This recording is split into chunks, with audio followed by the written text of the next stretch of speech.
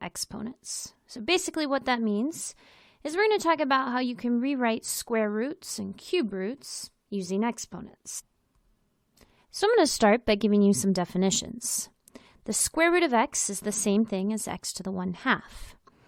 And that's because we learned in the last lesson that if you want to take the square root of something with an exponent, you divide the exponent by 2. Using that same reasoning, that means the cube root would be an x to the 1/3. Or we could say in general, if we have an nth root, we get an x or an a to the 1/n. Now, we can extend this a little bit further. If I have, for example, the square root of x to the 3rd, that's the same thing as x to the 3rd to the 1/2. And the power rule says we can multiply exponents. When we have parentheses, we multiply exponents. So this turns into an x to the 3/2. And so the second definition I have written down right here, this a to the m over n, is basically summarizing what we just saw. If you have something with a root and an exponent, notice that the root is the denominator of your exponent, and that m is the numerator. So back to my example over here, square root of x to the 3rd. It's a square root, so the denominator is a 2, and this 3 goes in the numerator. So let's do a little bit of practice to see how this works. The directions say write each expression in radical notation, then simplify if possible. So we just learned the 1/2 power is the same thing as the square root. So 9 to the 1/2 becomes square root of 9, which we can simplify to a 3. 1/3 power is the same thing as the cube root. 27 to the 1/3 is cube root of 27, or 3. Now, if we have something with a negative exponent, I'm guessing it's been a while since you've seen negative exponents. You might have seen that in a previous course. We haven't talked about it yet here, but negative exponents always mean reciprocals. So, for example, x to the negative 2 is the same thing as 1/x squared. Or we could say in general, if we have a 1/x to the n, that's x to the negative n. So negative exponents basically mean reciprocals, or they mean you move the expression to the bottom of the fraction. So 4 to the negative 1/2 is the exact same thing as 1/4 to the 1/2. And we just learned 1/2 power is the same thing as the square root. So 1/square root of 4 turns into 1/2, or a half. So negative exponents turn into fractions. Negative exponents mean reciprocals, or just move the expression to the bottom. All right, let's do 3 more. 25 to the 3/2. The number on the bottom becomes the root. So I can write this as square root of 25 to the 3rd. Now, there's another way I can write this as well. You can actually write this as square root of 25 to the 3rd, with the 3 outside of the square root. It doesn't matter. The order that you take exponents in doesn't matter. So the square root can go on the outside or the inside. I'm going to simplify the second one because, let's see, square root of 25 is 5, and so 5 to the 3rd turns into a 125. You could also figure out what's 25 to the 3rd and then take the square root of that, although I would need to pull out my calculator to do it that way. All right, part E, it's the same idea. The number on the bottom, so the 3 turns into the root. So 3 turns into the root. So I'm going to write this as cube root of 25 or 27 squared. Or again, I could say this is cube root of 27 and then square it. Cube root of 27 is 3. 3 squared is 9. And so this turns into a 9.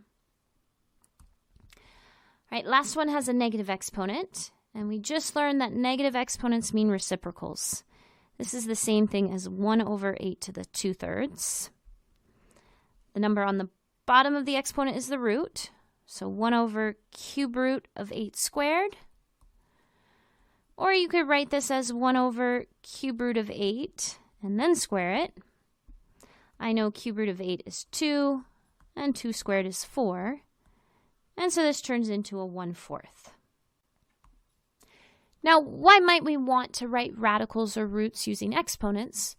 Well, it allows us to do other types of simplification. And if you continue with math, being able to write things with exponents is going to make other types of math problems a lot easier. So if we write things with exponents, that means we can use the laws of exponents to simplify. And again, this is something that if you took Math 050, maybe you saw it. Maybe you saw this in a math class in your past. But it's really important, so we're going to take the time to review it here.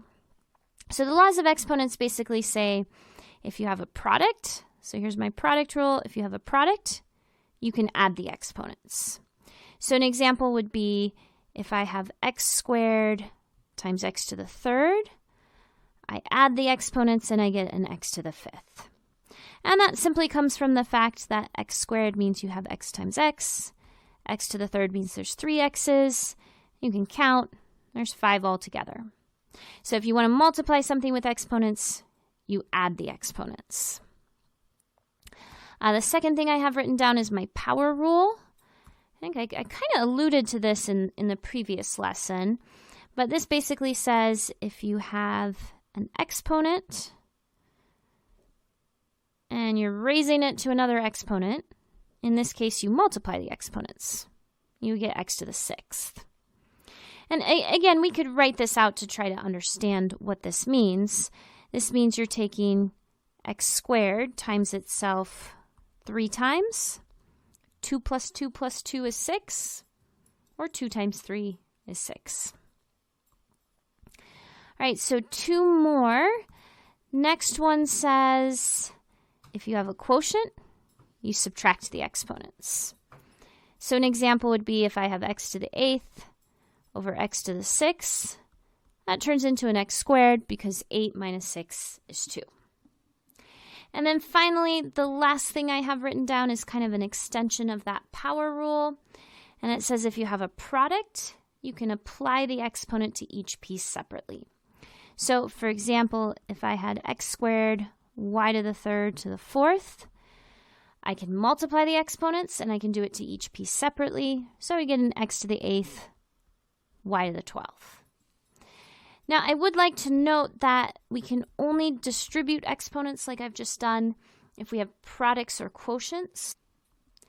If you have a sum or a difference, you cannot distribute exponents. So a plus b to the n, that actually would be a FOIL problem. You'd have to expand that and multiply. You can't just distribute those exponents. So let's do a little bit of practice. Use the laws of exponents to simplify. Write your answer using positive exponents only. So I'm going to have to use a combination of the rules here. I'm going to get rid of parentheses first, so I'm going to multiply the exponents. So let's see, we've got a y to the 4th. 3 times minus 5 is minus 15. Then we can use the product rule and add the exponents. 4 plus minus 15 is minus 11. And finally, if I want to write my answer using positive exponents, this turns into a 1 over y to the 11th. All right, example B, this is a quotient, so we can subtract the exponents.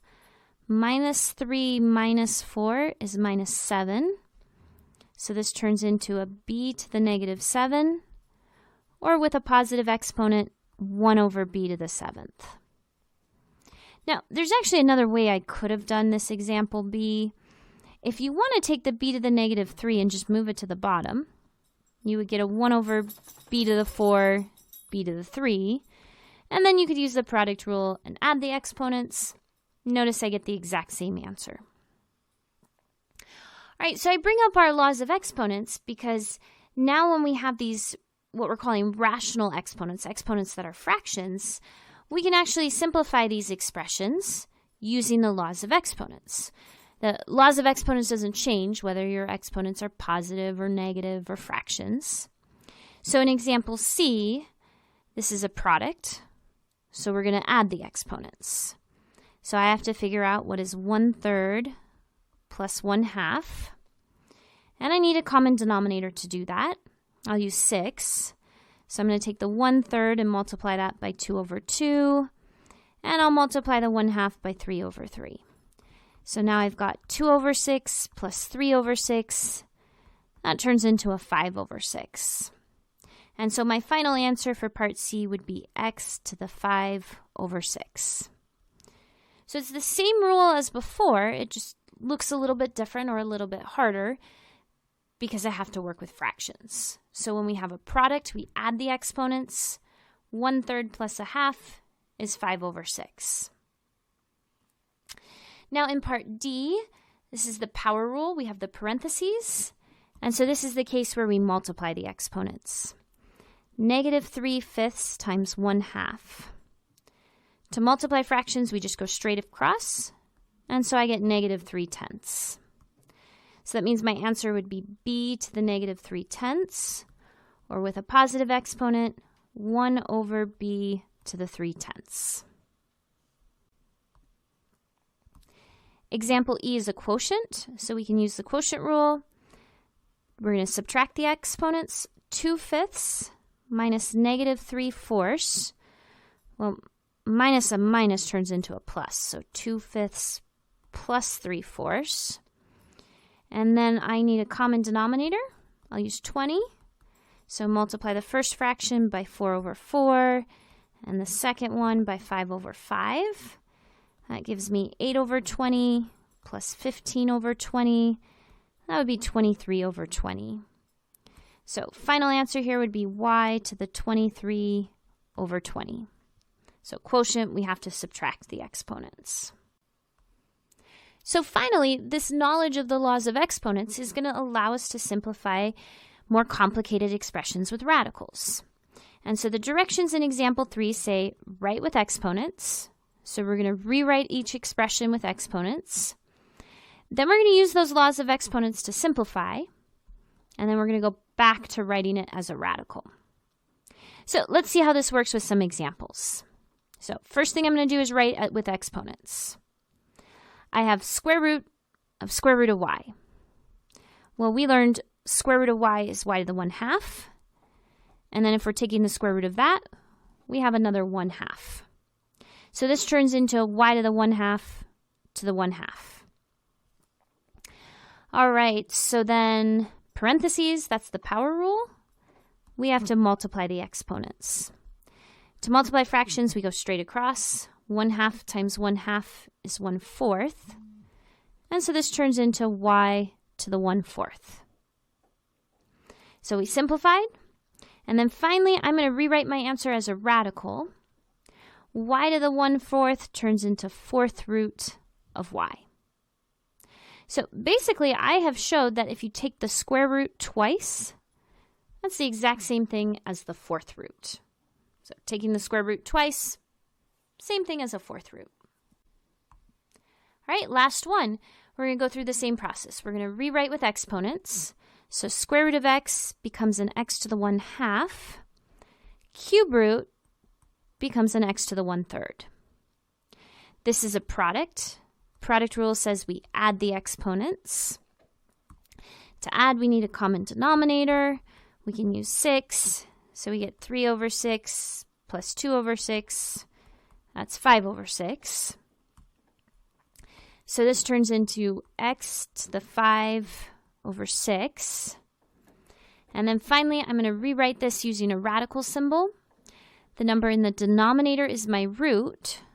So this means we've got a 6th root of x to the 5th. So if you take a square root times a cube root, you get a 6th root of x to the 5th.